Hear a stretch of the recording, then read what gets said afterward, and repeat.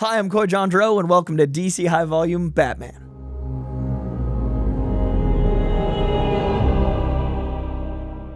In this monthly companion series, we sit down with the cast and crew of DC High Volume Batman and beyond. Where we last left off, we reached a very critical moment in the Batman mythos. We just experienced the oath, the moment that Batman swears in his Robin. That moment between Bruce Wayne and Dick Grayson is so formative to the Batman lore, and we've seen this adapted in so many different ways. We've seen it in multiple iterations of comics, we've seen it in other mediums, but it was really special to me to experience it in an all-new way through DC High Volume Batman. To hear it and live it was so freaking cool. So today on this show, we're bringing in two very important people to the Batman mythos. We've got Rob Levin, who is the group editor of all things Gotham, so he's got all the Bat books over at DC, and the man's name is practically Robin. It's right there, Rob Levin. Very important episode to have him on for the Robin episode. We've also got Fred Greenhalgh, who directed all things Dark Victory here at DC High Volume Batman. Very excited to talk to him about directing the actors, about bringing things from page to screen, to break down how that whole process works. Really excited to talk to Fred Greenhalgh as well. But first, let's bring out Rob Levin. Please join me in welcoming Rob Levin, who is the group editor for all things Gotham in the Batman core title books. I am so excited to talk to you about all of the machinations of comics. How are you, man? I'm doing well. How are you? Doing good. I'm fascinated by what a group editor is, because so many people pick up a comic and don't realize all those names in their titles. So could you break that down for us? A group editor is much like an editor, only you go to a lot more meetings. You have to oversee an entire line of books. So in addition to the titles I'm editing, I'm also working with my team to, keep an eye on everything they're doing, make sure all the books are fitting together in terms of continuity and quality and anything else, and also just troubleshooting. If they have a artist drop out, normally they'll check with me before they hire someone, not because they can't, they just like to make sure, hey, is this the right choice? That kind of thing. So I'm there to support them and support the entire line. And obviously the Gotham books have to fit in the larger, DC universe continuity and serve a bunch of different masters. So it's a lot of books, a lot of meetings. I try to read every script and at least one version of the book when it's being, lettered and have a full proof. And sometimes I read more than that. And on my books, I read more. But yeah, it's a lot of work. Sounds like it's like very an awareness of collaboration to a big extent, like a web of monitoring all the different collaborations and all the different books and all that trickling down to the finished product. Are you a comic fan enough that you still love it, or how did this get started? Definitely, I love the medium. Like, the business is sometimes hard and the job is sometimes hard, but I think at the end of the day, like, picking up a comic and reading a great story is still like a really special experience that you can't replicate in film or TV or novels. Like, it's its own unique thing. So that is what is kind of the guiding light for me of just like, wow, this is great. Sometimes it's hard to be a fan, but I do think ultimately why any of us do this, editors, writers, artists, readers, obviously, is because we love it. Like, it's not a job you choose because you're like, I'm going to make so much money making comics. You're like, oh, I'm going to do this job that's probably not the best decision for my life or my finances or my sanity, but like, it'll be fine. No, we do it because it's special. Like, it's a really unique thing. And I love the intimacy of it. Like, comics are made by like 5, 6, maybe 7 people, really small team makes, your favorite comics, whereas movies are hundreds of people, sometimes thousands. You just can't replicate that anywhere else. I've always talked about, for me personally, seeing the soul of 2 to 3 individuals, like the writer, the artist, and the inker, depending on how strong the inker's influence is. But you really see the soul of collaboration there, especially if you see artists that work together a lot. And those relationships, like, what Scott Snyder and Greg Capullo have done and evolved together with is beautiful. As someone that oversees those collaborations, what's it like to watch those sparks happen where you're like, oh, this is forming a unique bond here? I always describe it, and I stole this from someone, I don't know who, but I always describe it this way. It's alchemy.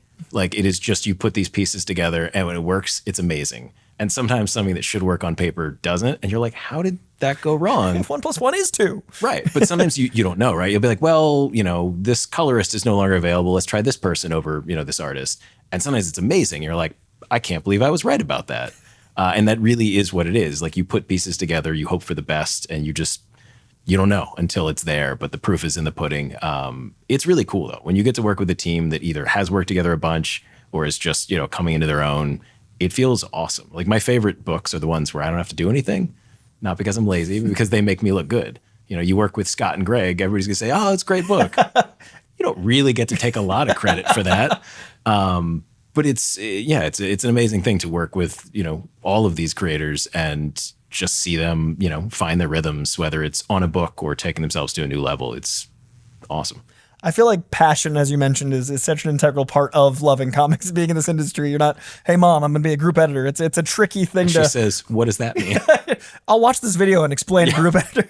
So with loving comics that much, was it a medium that you were drawn to as a kid that stuck with you? Did you discover it later? What was the impetus for loving it and then seeing the professional option? I had no idea it could be a career. I had cousins who are, I don't know, like 6 and 8 years older than me, and they lived in Florida, and we'd see them around like spring break sometimes, and they had like every comic. Like I tore open the Death of Superman issue, tore open the poly bag and read it, read the entire thing, but like didn't even think twice about it. They said I could, it was fine. But so I had access to comics, and then I really started reading around, I guess it was 91 when Jim Lee relaunched X-Men. That was sort of like at a time where I was like, oh, I can go to a shop and like get these on the regular. So I just fell into it and never stopped. And then I came out here to film school and was looking for just opportunities like internships, found out that Top Cow was out here, applied to be an intern, came in, was handling Mark Silvestri new X-Men pages, physically in my hands on day one. Incredible. And it just felt so cool and small and intimate that I was like, oh, this is great. But that's one of the great things about the industry is like I've gotten to work with like legendary people from very early on in my career through now. And I couldn't just imagine that could be a thing. I didn't know how comics were really made until I was at Top Cow and actually like helping the process from making copies and sending books out, racing to FedEx. We used to send books on burned CD. Wow. It used to cost more money to use the FTP to upload than to ship it via FedEx. So things have really shifted in my 22 years in comics. So yeah. It's so funny. My brain went, you mailed them, and then now it's digital. Like I didn't consider there was a physical arbiter between those eras, but a CD would have totally been a phase. Yeah. And all industries evolve so quickly, but I do feel like comics, with this huge shift in adaptation and with the awareness of them, like there's look at Comic-Con, like it's a different culture. It was a little thing for us, and now it's the thing of the year. And what do you think it is about specifically Batman that has not only lasted the test of time, but only grown in pop culture and popularity? Not to put too fine a point on it, but like Batman's the coolest character in comics. It really comes down to that. And not only is he cool and he's a badass, but like he's elastic. There's a bunch of different takes from, early comic takes to the Batman 66 TV show to all the modern takes, including the movies and the comics and everything else. Like he just kind of fits so many different molds, but like the core mission doesn't change. He's somebody who was hurt when he was young. He lost something and he wants to help people not feel that pain, in their lives. And it's just very relatable. It's always kind of a protective vengeance story. Mm-hmm. Words I've never said, but I'm saying now. But that's the kind of thing is he has like a noble mission and it comes from this great trauma. And I think people just respond to it. Plus he's cool. He's got all the gadgets and the toys and everything else. And, he's a billionaire. It's very, no one wants that life, but they're like, I see how you could make the most of it. We want to watch that life. Yeah. Like it's a character I think is really interesting when you're a kid, I think, or at least for me, I wanted to be Batman so bad. Mm-hmm. And the older I get, the more like I admire Batman and his choices. Like over there, I'd like to appreciate. Yes. It's not a healthy lifestyle. He's a broken individual, but he's broken in a way that he is making into a positive for, his city. And that's what I think makes his rogues gallery so interesting. He's often revered, justifiably so, as the greatest rogues gallery in comic books. And I think his brokenness tying into their brokenness is what's so interesting. What do you think it is about the rogues gallery individually or as a sweeping array of characters that is fun to work with? Like to oversee books and be able to play the chessboard of like what's over here and there. That's a unique position. What's it like to be in charge of seeing all that? Daunting. To say the least. But no, I think he does have the best rogues because they all have pathos. Like you can understand where all of them are coming from, at least the best ones. The villains that you can understand and empathize with, even if you hate what they're doing, it makes sense. Or in the Joker's case, it doesn't make sense, but the chaos works. I think they're fascinating the way he is, the way he has this endless war. There are just a million ways for them to come at him and come at the city and make you just understand what they're trying to do, even if you're rooting against them. And I think that's a really key thing. It's no, mustache twirling, I'm going to blow up the earth. It's people who are, have problems or have been hurt or, look a certain way or have something wrong with them, lashing out. And Batman is the response to that. He's sort of the antidote for the city to stop that. And I think it's an amazing rogues gallery, and it's cool to play with them. Looking ahead, there's a huge shift right now in Batman books. We're at a precipice, a big start of things. What are you most excited about with Gotham and Batman and the way things are going, this big surge of momentum right now? Well, we just relaunched Batman with a brand new #1, which is only the 4th time we've ever done that. So that's a little bit of pressure. And that's a new series from Matt Fraction and Jorge Jimenez, who's also back with Tomeo Mori, the colorist, and Clayton Cowles, the letterer.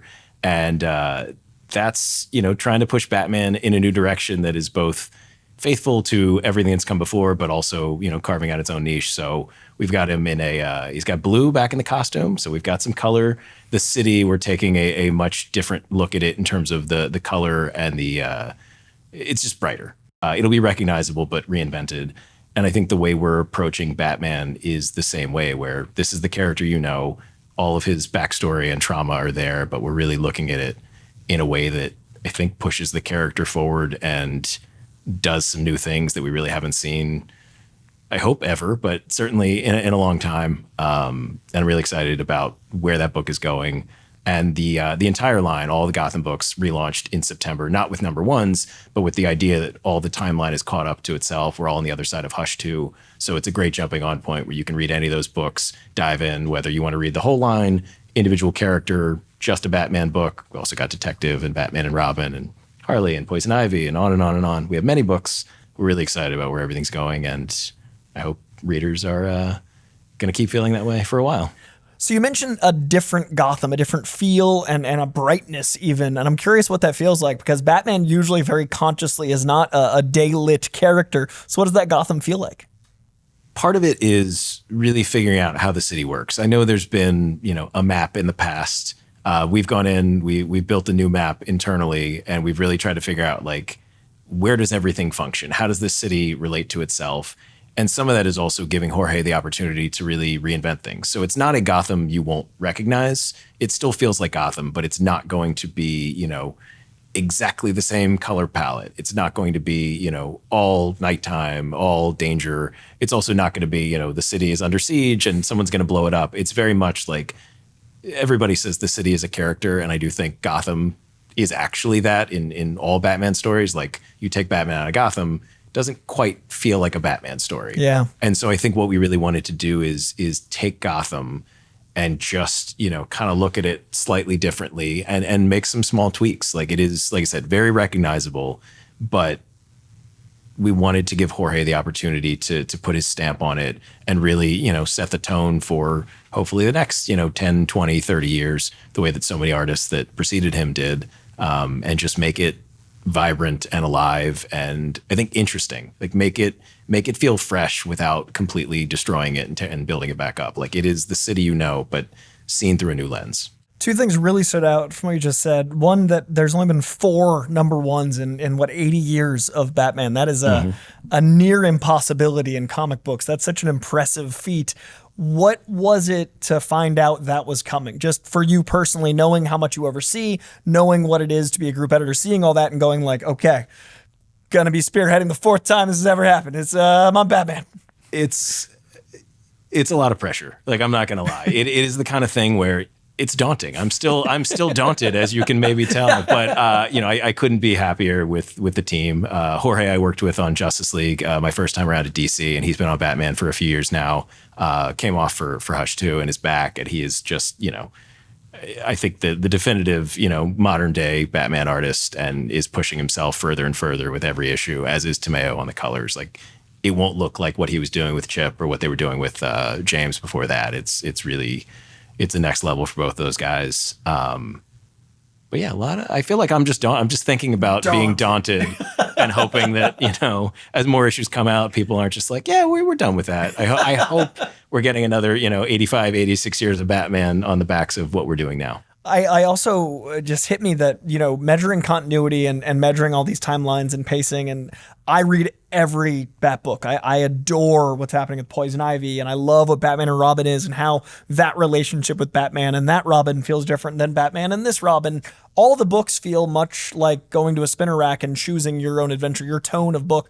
But when you've got something that's coming that has to land a certain timeline, what's your like beautiful mind chart? Like how do you keep tabs on like how everything's gonna get to a point? Matt and I have actually lost our minds a little bit trying to game this out and using the right format, the right software. I'm not even sure we found it, but we have a method that's working. But ultimately, I think the main Batman title is sort of like Mothership Batman, and that is the more solo focused title. So we get to say, hey, this is the Batman and Bruce Wayne book. And the goal for me, and I think for the rest of the group, is that each book has its own identity, right? Everything has a reason to exist, so that each book can give you a different flavor. It's not just, I like Batman, I want the same, I want 3 scoops of the same ice cream. It's like, no, you get a banana split, you get 3 different ice creams. So that's the goal. I don't know if we always hit it, but it's certainly what we're trying to do. That's kind of the North Star, is making sure like you get something different in each book, while also being, true to the character, which helps when Batman is so malleable. So he helps make it easier for all of us. That's a fair point. I hadn't considered, like, I love Batman, so I never went back and went, why do I read so many Batman? But I think it is something to the banana split, because you don't get halfway through a banana split and throw it away, or I don't. Like, it's like, oh, I will keep going forward and find the next flavor. And it is good when it's different. And I think that what Batman brings in comic form is that universality. Like anyone can pick up a Batman book, whether they've read a comic or not. And the excitement of this #1 and this whole tone is that approachability. But when you are reading this new creative team, do you get any moments in this? I don't even know if you'll be able to feel if you do or not, but do you get to read a Batman book ever? Or are you thinking about, I put that team together, I know this is coming, No, I mean, you do, because every new script is like, it's the possibility of what it's going to be. And I think the thing that's frustrating about this new Batman book is like, I'm living in the future and I'm so excited for people to get there. Like I'm excited for Jorge to draw, this future issue, and I'm excited for it to be done so people can read it. Very early on, like issues 4 and 5, it's mostly we're doing standalone stories. So they all build to a larger narrative, but each issue is kind of self-contained. And then 4 and 5 is our first 2-parter. And I love it so much. And I've just been like, that's not going to be until, I can't do the math, December, January, until anybody reads it. And I'm just like, it's just going to keep getting better. Like if you think 1 and 2 are good, just wait, we're building. And as you start to see all these connections pay off, and as the story gets bigger and bigger, even while staying standalone, it's really, really satisfying. And, Jorge is already great. I'm not going to say he's leveling up with every issue, but he's pushing himself. He's doing different stuff. And so I think, each issue of this book, to say something very cliche, like is my favorite. And then I'm really excited for the next one because I know the possibility of what it could be. And I want everyone to read it sooner, but also please don't speed up my production timeline. It's very hard to make comics. They take a long time. Yeah. I love that as a Batman fan, you still get to be a Batman fan. Like I always worry about people when they're working at that high level with so many moving parts, there is still joy in it. So it's good to hear that you still read the books and get to be, Batman's adventuring. And with Batman, there's an element of universality, which we've talked about, but how do you find these pairings that you find suit each other well? When you see someone like a Matt Fraction and Jorge Jimenez, and how do you, in your mind's eye, go like this style and this writer's ideas, they would coalesce well? How do you map that out in the future? I mean, a lot of it is you hope it's going to work, right? Like Matt is super talented on his own. Jorge is super talented on his own, but like you don't know if they're going to gel. It's the kind of thing where until you're actually doing it and producing it, and sometimes pretty early, and I think we did here, but like sometimes it might take a few issues. You're like, it's not quite what I thought, but then you get to issue 3 or 4 or 5, you're like, oh, they found it.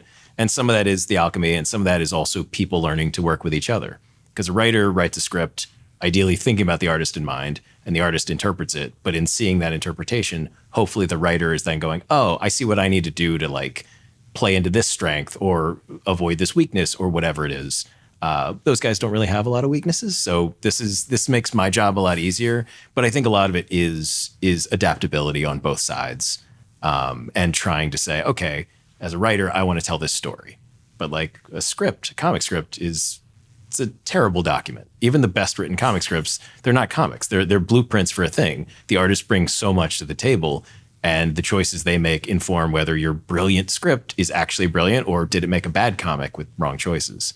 So it's that balance and each person sort of figuring out how they can allow the other person to do their best work. And it's a lot of conversation back and forth. But sometimes it's really easy, like on this book. So they've made my job easy. So if you like the book, I'll say thank you if you give me credit, but mostly I'll just give Point that direction. Matt and Jorge and Tomato and Clayton all the credit. Yeah. What we're doing adapting Year One and The Long Halloween and Dark Victory, it keeps striking me that listening to it and experiencing it in a new way for me, who's memorized these stories, they're some of the most timeless stories, in my opinion, in comic books. It strikes me how timeless they are, but how specific to a time they feel, depending on the lens you're looking at them through. And there's an element of timelessness, I think, to almost all Batman stories because of what we talked about, his malleability. What do you think it is about any one of these, Long Halloween, Dark Victory, that makes these stories so timeless and so approachable to new viewers or returning comic fans? I think they all, to talk about all three of them, they all speak to like the core of the character.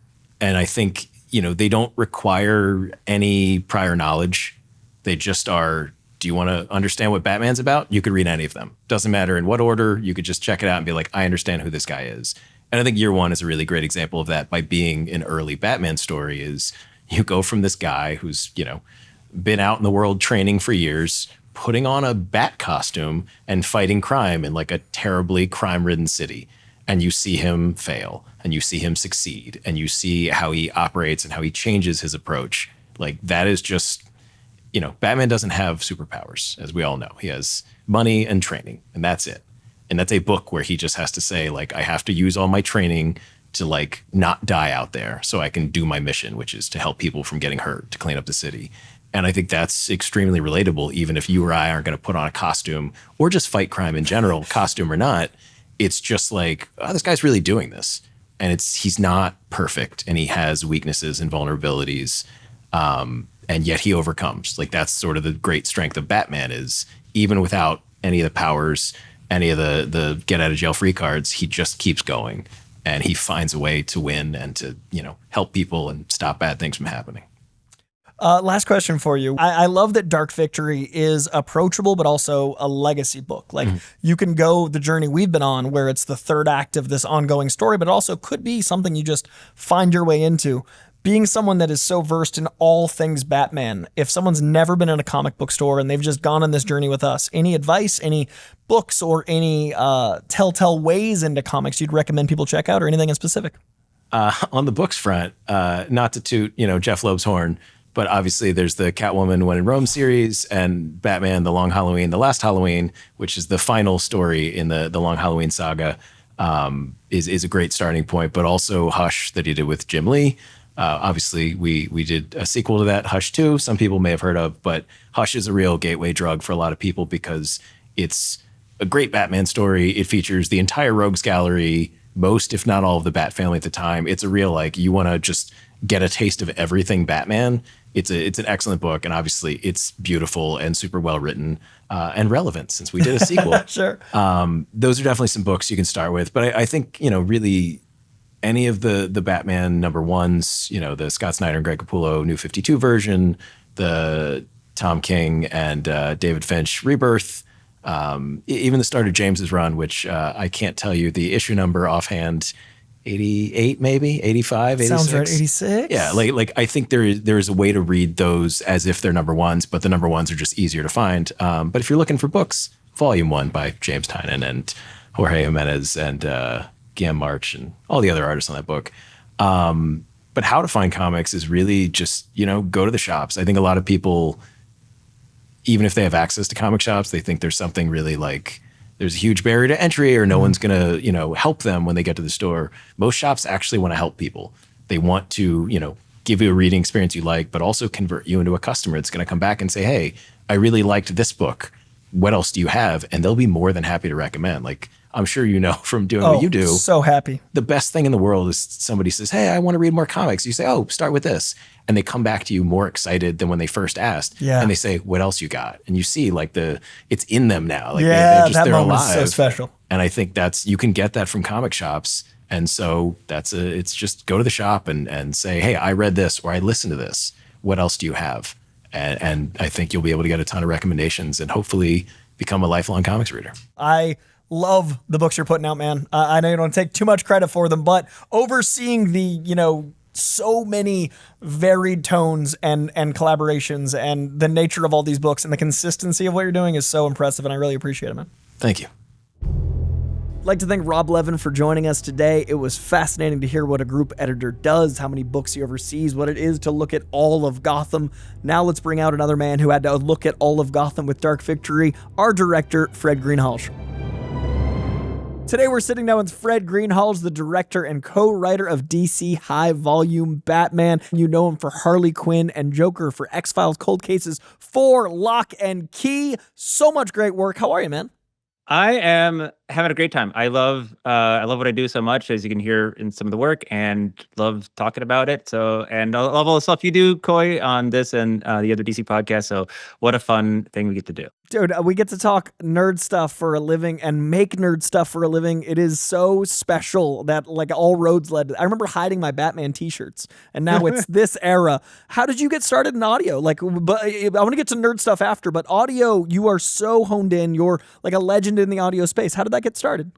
Well, when I was 10, there's a large blob that attacked my town, and I found out if I used a microphone into a PA, I could blow it into bits, and then it became Microphone Man. No. But I did actually, I have a lot of, I do like to really connect past, present, and future, which maybe is actually a good segue to our project too. So I found one of the Superman records on vinyl of one of the old time radio eras. I don't know when they were shipped. So I don't know that as a kid I was cognizant of what that was, but it was a thing that I partook of. And then there's stuff what Dirk Maggs was doing with Batman Nightfall that came out in the 90s that I kind of rediscovered while I was in college. So I think I was always baked to be a storyteller, but I didn't know audio was a thing you could do. Very randomly in college, I ended up with some sound guys shadowing, doing location recording in the French Quarter of New Orleans. And after that day, I was like, whoa, you can create a world with sounds, man. And I think since then it sort of altered my brain in a way. And I've just kept going 20 years. So here we are. It's so fun to hear people love their work and clearly loving the work. What is it about this medium that keeps you creatively fulfilled? What is it about that keeps you wanting more and more and more? Yeah, I think people talk about different learning styles or way that different humans interact with the world. And what you don't necessarily hear about a lot are people who sound really see the world through sound. And that's something I didn't even have a name for it until I started to hang out with other weird sound people. And so, to go back one level further, just to storytelling in general, storytelling I consider is the only actual superpower that humans have. We're not the fastest or smartest animal on the planet, but we have this unique ability to carry forward stories and you build knowledge over time, which is so cool.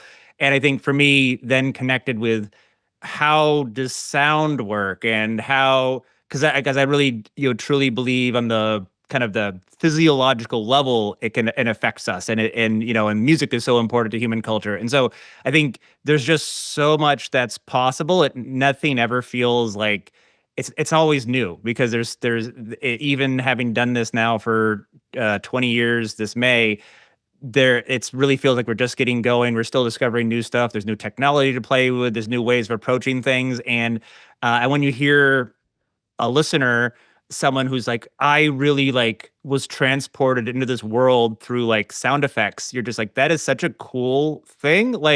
Yay. So yeah, I think it does feel I think other people in the show have used the word magic before. And it is the magician, and I'm the magician, will tell you all the tricks I know, because it's still so powerful that we can somehow create some sort of vibrational frequency that projects an image into your brain. That's magic. Crazy. Yeah, I totally, and I so rarely hear people, I say this all the time, it's not our opposable thumbs, it's the combination of empathy and storytelling. It's the fact that we can build cumulative knowledge, and that's why I love comics, because comics are this long-form, decades-long, almost century-long running story that only builds on the human experience. And I love that this is a new way to tell that story and to tell stories I've been in love with for decades. What is it about DC High Volume Batman that drew you in, and how did you first get involved with this particular story? Yeah, so I've have been very grateful and blessed to have had the chance to work with the DC team and get to know them over time and across different projects. And yeah, and we mentioned Harley Quinn and the Joker's Sound Mind with Eli Horowitz. That's a really, really fun show to work on. And this idea that though the things that are in Year One, Long Halloween, Dark Victory, in particular, have had their own adaptations in some sort or affected adaptations, but the like true kind of canonical version of it doesn't yet exist was just such a fun idea. And so it was sort of a different kind of creative challenge, but one that's just like very humbling too, because I think as a creative, that was always and I've heard other people in the show talk about how we use the graphic novel references and really treat them like kind of as our scripture here, because that's always the job, is like how do we truly honor what's here and create an experience that feels fresh and is uniquely for audio, but is not like a take on this original thing. It's the honoring the original thing. And so and I guess there's one other layer to this. So, I previously worked on Lock and Key. I worked on these two what are ultimately called X-Files Cold Cases and X-Files Stolen Lives, which were IDW comics in the X-Files universe, as well as ElfQuest. And what I thought was really cool is how these audio adaptations can stay very, very close to the source material. So then when you do have a film or TV adaptation and it does new stuff, like that's fine. And like the film and TV always has to do that because it's just such a different medium. And so we can sort of be like, but we're like the truest adaptation you're going to get because of, just because of how audio works and how we're able to approach it. And so it's just a really fun, it gets me really excited because you look at like just how vast comic stories are and how many storylines there are to tell. And it's sort of like, this is just a completely additive other dimension of storytelling that can exist. Like, I also watch plenty of animation and live action, et cetera, and that stuff is going to keep being made and keep doing cool things. But there's also, this is something that's very uniquely powerful in audio that both allows people who are familiar with the original material to experience it again, and people who have not gotten to the original material for some reason to find their way in, and that's just such a rewarding thing to be able to do. Now, I know on this big of a project, you're already a man of many, many hats, director, co-writer, producer. What's it like to wear that many hats, and what's a day in the life of that role like, or roles? So I am involved in a lot of different things. I think you hear about this like in good film directors, is that they kind of know what everybody on set does to some extent, like, and if anything, that gives them a lot of respect for each person. It's not like, oh, I could do your job because I know a little bit about being a DP, but it's more about just having a real deep respect for what everybody does. And so that's sort of definitely my point of view, and it's sort of like as a team leader. And so, and also I do have the skills to go in really granularly. So like, for example, like yesterday we were with one of the performers recording a couple little extra bits. Like there were really specific ideas about why we recorded those specific extra bits. So rather than like have someone else be like, why did you record this? Where's this going? Like I chop up 13 files and tell people exactly where they go. Other times I'm doing way zoomed out, high level, like, how do we make these things, with 12 people involved for the timeline that we need, and getting into the, necessary but less fun bits like budgeting and the logistics with like, we have a cast that's north of 40 people at this point. So I kind of, it's like, it changes moment by moment. I'd say probably my happy place is always working is really the talent. Like that's probably where it's really like a flow state where you're just there. On this project, it was a lot of one-on-one records, just because of the way it was set up and the way the stories were structured. But then to just have these moments where you had Jason Spisak on earlier, and we're just talking about the Batman voice, just two of us. And he like, it was funny to see him on here on our the companion show in his in a nice well-lit studio, and I told him like, I'm used to you in your dark cave. You're like Batman. You're like Bruce came out to the world. Like his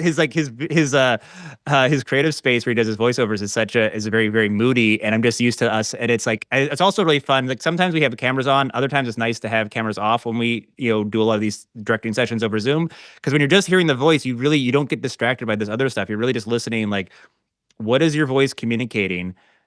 And am I in my head? Am I experiencing the picture that I want the listener to have? And so it is. Now, it seems like I already know the answer to this, but how big a Batman fan were you beforehand? Like, the nerdiness seems strong, but were you like a devout Bat guy, or what was the level? Well, yeah, on some level, I'm not I'm not like a constant Batman reader. If I'm going to confess, I think on some level I'm kind of like a good. I definitely get passionate and enthusiastic about lots of things, and so it's just like, oh wait, wind me up, let me go. But like, yeah, like I grew up like probably, the Tim Burton Batman movies were the ones that were like in the culture when I was young, and so that was probably my first exposure to it, and getting the Batman Happy Meals and all that sort of thing. And so I would say, yeah, it's actually within the last 10 years that I've actually started getting into the comics. So yeah, that's my confession about that. Yeah, you were saying earlier about stories and how comics have been going on for 100 years. Like that's what's really fun, actually, especially now that like on this project I've read much more Batman from different eras, and to really see issues of the times like kind of getting addressed in the comics, and then us going back to saying, okay, this is like 80s 90s title. Gosh, is this it's amazing how much is still relevant Yeah. from like 40 years ago now, but also like can I make is this how do we make this all still work? So there's a lot of fun and kind of connecting to the larger history as we go through the stories. You were talking about reading more now. Has that changed your actual approach to reading? When you're reading the panels that you're not adapting, do you still see sound cues? Do you hear the voice actors? Like, has it changed your read? Yeah, it had. Well, I'll say you did remind me of when I was very young. I did I went to a public school that frankly wasn't super challenging, and so I would like be in the back like doodling in school, and I would make sound effects like so I didn't know that I was gonna be like this, but I did. And I think I don't know what this is actually probably an interesting comic book fan question, is do people hear those sounds? Because I definitely always did. If I ever were to see a comic panel with like either sound effects literally written on the page or just implied, like in my head, I am 100% going boom, smack, pam, etc. And so sort of plus one on that. Yes. So now, especially now that I have the voices of these people, and that's another really cool thing. And is the world that we're really building with DC High Volume Batman is like we're kind of taking this like repertory theater approach to building out the world, and it sort of builds volume by volume. And so can I read a Batman comic without hearing the voice of one of our performers in my head? No. It is my brain chemistry can't get that out of there anymore. I definitely onomatopoeia too. Like I experienced the journey of the audio of the visual is such a key part of the comic read for me, even if it isn't there. And I think it's one of the things that drew me to this was I'm now getting to hear what other people's versions of that are. Like the design of it, I would not have necessarily known harumph to sound like the way that Jason might do it, but now I'm like, oh, I've got that cue. When you're playing around with the different levels, is it the directing of those audio cues? How much does it change between the day and then the final product when you're hearing the mix? Like, do you kind of have a mapped out version of how you hear it in your head versus the full sound mix? And then is it surprising when you hear the full cinema come together? Yeah, both of those things are true. So I definitely, when I approach something, have sort of a sense of how I think it will sound, and I would say that's greater now. So having now we're now wrapping up Dark Victory, which will be 30 episodes of this. And so definitely on the earlier, like the year one phase, there was a much more trying to figure out what the tone should be or how we were going to do this. There was quite a bit more experimentation to sort of lock in kind of the feel of it. And then I would say like the experience of directing Dark Victory was, there it adds and expands so much, but there's a little bit more of like, I think, like I would read the script and be like, I kind of hear Jason's voice and I kind of think this is what he's going to do with it. And but then there'd be like there's some really specific things that were fun to try to go in different directions. So I think like one of the things that's really distinctive of Dark Victory is the relationship with Selena and heartbreaker and both and choosing like how emotionally guarded is Selena going to be, or is she going to be more like, "Bruce, you sucker," or is she going to be more like is she, what emotional response do you have with her? So there definitely were things that and sometimes we discover those in the room. Like, I'll have an idea, but I'll never finish a session with an actor without be like, is there any ideas you want to try, or is there anything else to try here? So I'm always asking for yes ands from everybody we're working with, and the same is true of the sound design team, and especially Sam Ewing with the music. Just always like surprises me. So that I think that's the joy is that if you kind of get the right people in the room, the end product is this piece that's like elevated beyond what any of us originally could have envisioned on our own, and that's the best thing in the world. All of their magic blending with yours, like yeah, that's like the somehow fun of it. This is like the super group that has happened. Form Voltron, and you've got a whole thing. Now, with Lock and Key being almost 10 years ago now, how have technological swings changed, and how do you think you've most changed going through the process of DC High Volume Batman? Yeah, I mean, that was a very pioneering project. I mentioned earlier, like Dirk Maggs going back at least to the 90s and, early radio serials from the 50s and, oral tradition since time immemorial. So, all we're doing is continuing to reinvent storytelling. But for its time, Lock and Key was very innovative. It was before Audible Originals were called Audible Originals. We did get to do something very cool on that project, which was to record it on location. And so we actually had actors in a spooky house running around recording it and getting that kind of like very visceral physical reality of being in a house. And Brendan Lee Mulligan, who's gone off to do all sorts of wonderful things. Like he was like shoved in the trunk of a car for one scene, and just like some real visceral approach to capturing the sound, which is like not what we're doing on this project. And I don't know. I think my big lesson of having been doing this for a long time is that there are just so many ways to do it, and each project is unique and has its own unique approach. And so I just try to be super open-minded and bring all the like years of experience, but always kind of come with that sort of Zen beginner's mind, because you don't know like what unique challenges a specific project would have. And so, so I think, just how much fiction has been embraced since then. And the fact they're able to do something like DC High Volume is tremendously exciting. And, the unique challenges of doing it, committing to like a weekly show and being so integrated with DC has been wonderful. So it just feels like, it's just been a real wonderful ride to have been part of this industry kind of growing and morphing and evolving with all the changes in the world. Now, this is a project with so many highlights and so many big moments from the listening standpoint. For me, I had never felt, and I've talked about this before in the show, but I've never felt the moment of Baby Gordon quite the same. Like that to me was so transformative in audio. Do you have any from the other side moments that you, when it all came together, like a highlight moment of, oh, we did it, this is something special?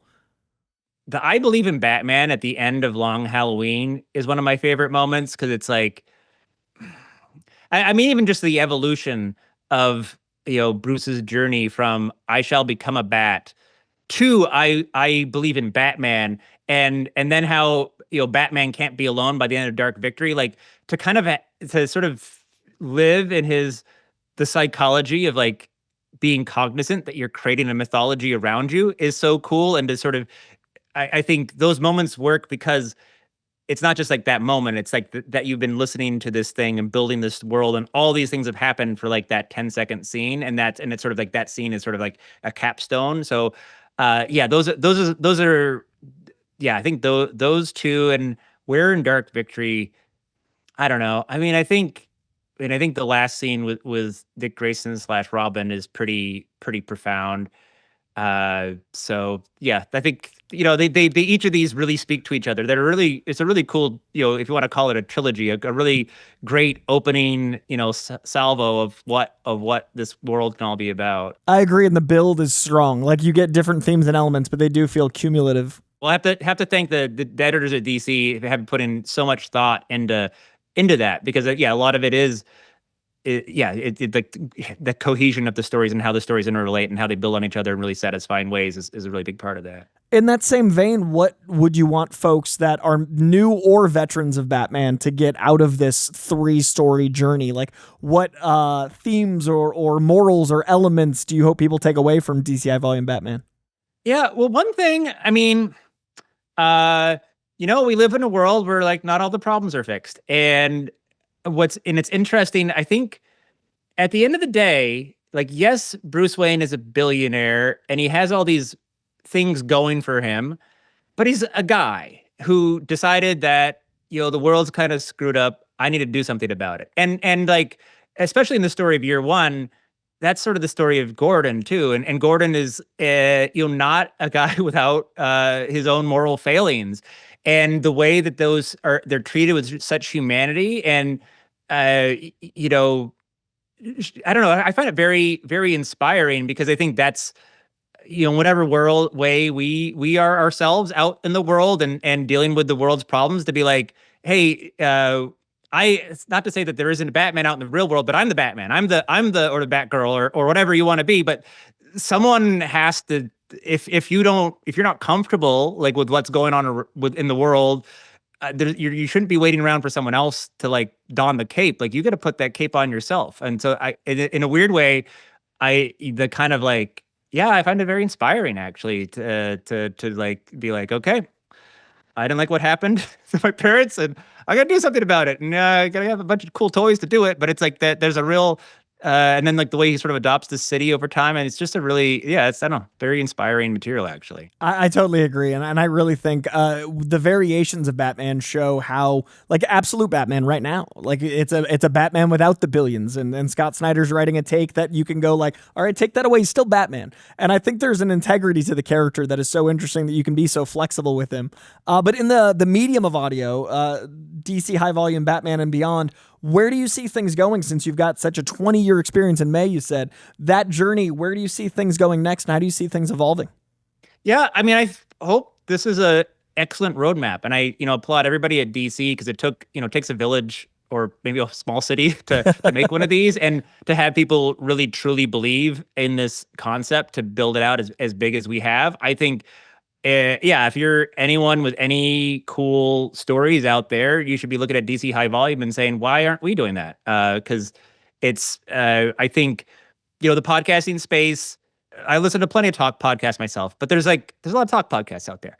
There's only one DC High Volume Batman, or very, very few things that are, this level of commitment to, putting out new material and at this level of production values and just doing it in a really way that's really smart and really integrated with a lot of other things that are happening. And so I just think this is, to me, having done this for a while, there's been a lot of projects like, hey, as a lark, let's do this cool little thing.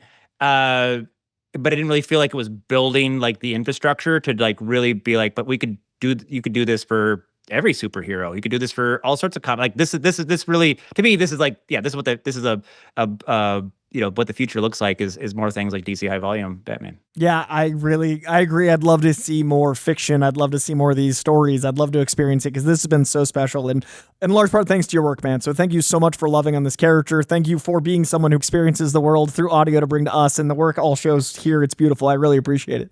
Well, I mean, it wouldn't mean anything without people who listen to it and appreciate it. And yeah, I think it's just a real win-win for everybody. Ouroboros and nerd demands.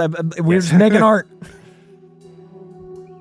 I'd like to thank Rob Levin and Fred Greenhalgh for joining me today. It is incredible talking with passionate Bat fans always, and especially when they're so creative and make such cool art. Speaking of cool Bat art, let's go from last month's Dick Grayson-centric recommendations to this month's Robin-centric recommendations, because we've seen that arc happen now through Dark Victory, so let's do some Robin recs. First up, this might not sound like a Robin rec, but trust me, it is. I want to recommend Batman Superman World's Finest, which is publishing right now. It is the current Batman Superman World's Finest run from Mark Waid and Dan Mora, and it is so good, and there's so much great Dick Grayson Robin in it that feels so immediately classic, whether it's Mark Waid's writing, which is like you see that name, you pick it up, or Dan Mora's art, which is so immediately iconic and classic and important. This feels like a formative Robin story. This is the first use of the Flying Graysons in this canon, and it is so wonderful to behold with that Dan Mora art. It is such a great Dick Grayson story, in addition to being a Batman, Superman story. Their names are on the title,